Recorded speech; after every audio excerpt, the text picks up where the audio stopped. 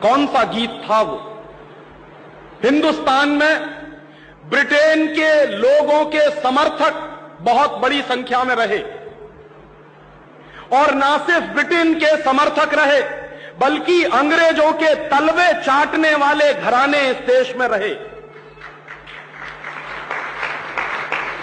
अंग्रेजों की जी हजूरी करने वाले घराने इस देश में रहे, और जिन खानदानों ने अंग्रेजों के जितने ज्यादा तलवे चाटे, उन्हीं खानदानों का नाम इस देश में गर्व से लेते हैं लोग। जो अंग्रेजों के सबसे ज्यादा पिट्ठू बनकर रहे, जो अंग्रेजों के चरणों में साष्टांग बिछ जाते थे, ऐसे ही लोगों को इस देश के इतिहास में पढ़ाया जाता है। और ऐसा ही एक खानदान था जो अंग्रेजों की गुलामी में आकंठ डूबा हुआ था।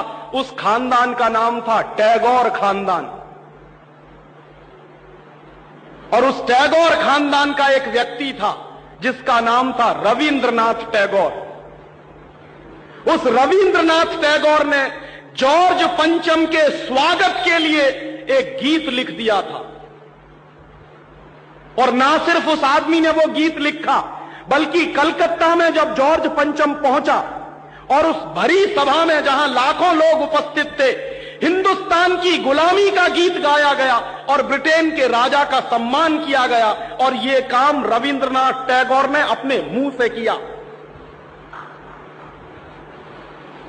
और वो गीत कौन सा था जो रविंद्रनाथ टैगोर ने इंग्लैंड के राजा की स्तुति का गान करते हुए लिखा था? वो गीत वही है जिसको आप कहते हैं जनगण मन अधिनायक जय हे भारत भाग्य विधाता। बहुत शर्म आती है मेरे जैसे आदमी को जब वो गीत गाने के लिए कोई मुझे कहता है कि ये गाओ। क्यों गाएं उस गीत को?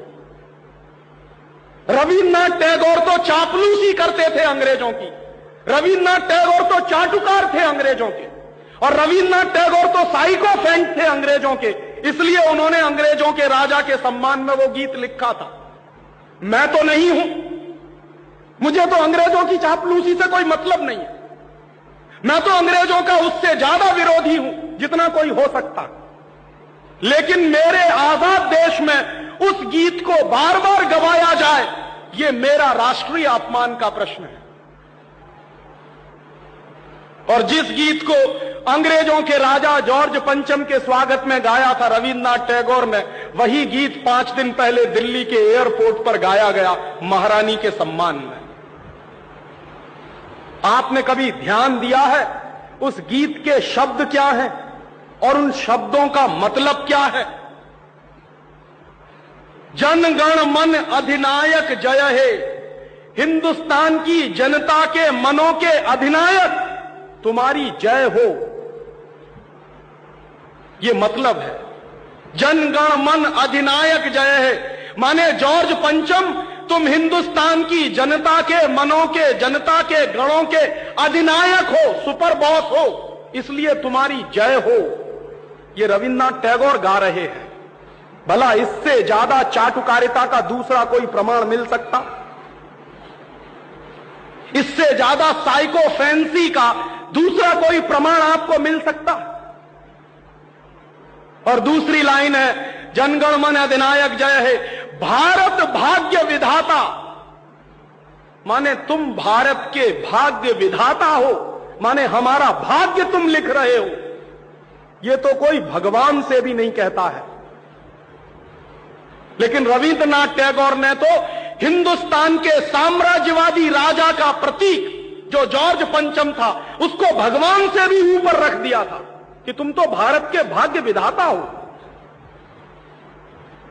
पंजाब सिंध गुजरात मराठा द्राविड़ उत्कल बंग, विंध्य हिमाचल यमुना जंगा, उच्छल जलधि तिरंग, तब शुभ नामे जागे तब शुभ आशीष मांगे। माने पंजाब सिंध गुजरात मराठा द्राविड़ उत्कल बंग, ये सारा हिंदुस्तानी इलाका तुम्हारे लिए आशीष मांग रहा है, तब शुभ आशीष मांगे। तुम्हारी भलाई की प्रार्थना कर रहा है। ये पूरा हिंदुस्तान जो अंग्रेजों की गुलामी में सिसक रहा था, उसको रविन्द्रनाथ टैगोर लिख रहे हैं कि ये सारा का सारा हिंदुस्तान तुम्हारे लिए आशीष मांग रहा है। तब शुभ आशीष मांगे, और वो सारी की सारी आशीष हम तुमको दे रहे हैं अपनी तरफ से। और अंत में जनगण मंगलदायक जय हे भारत भाग्य विधाता, वही भारत के भाग्य विधाता तुम्हारा मंगल हो, तुम्हारा कल्याण हो। माने जो हमको गुलाम बनाने के लिए आए हैं, उनकी चाटुकारिता में कोई आदमी कितना बिच सकता है, इसका यह निकृष्ट नमूना है। और अंत में वो कह रहे हैं कि जय हे जय हे जय हे, माने तुम्हारी ही जय है, तुम्हारी ही जय है, तुम्हारी ही जय है।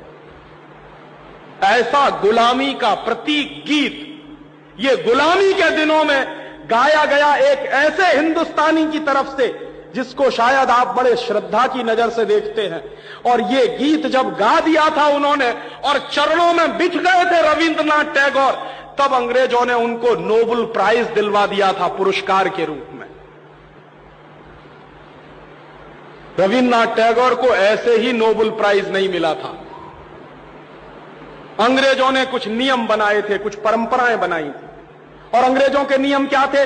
जो अंग्रेजों की जितनी ज्यादा चाटुकारिता करे, जो अंग्रेजों के जितने ज्यादा पैर चाटे, उसी को अंग्रेजी सरकार राय बहादुर का खिताब देती थी। उसी को अंग्रेजी सरकार हिंदुस्तान में और इंग्लैंड में नाइटहुड की पदवियां दिया करती थी।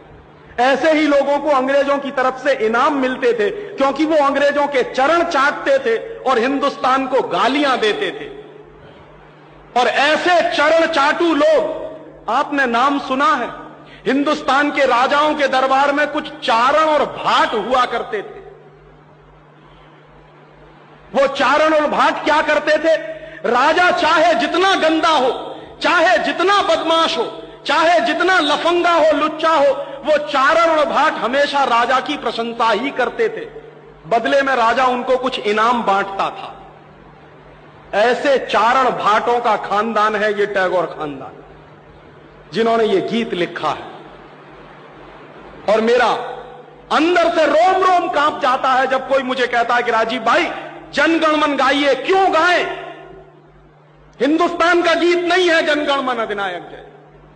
हिंदुस्तान का गीत तो वंदे मातरम रहा है।